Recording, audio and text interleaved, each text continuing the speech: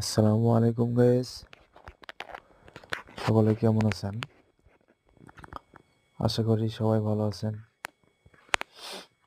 আপনাদের সামনে একটি পুকুরের ভিডিও নিয়ে আসলাম। আশা করি আপনাদের ভালো লাগবে।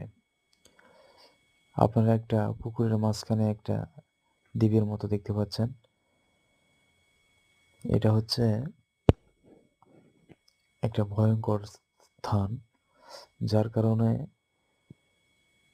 ইয়েটা মানে কাটা হয়নি। আর পুকুরটি আসলে অনেক বড়।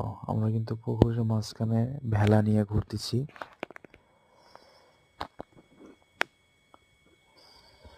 ভিডিওটি আপনাদের কাছে ভালো লাগলে অবশ্যই লাইক, কমেন্ট এবং শেয়ার করবেন, আমাকে সাপোর্ট করবেন।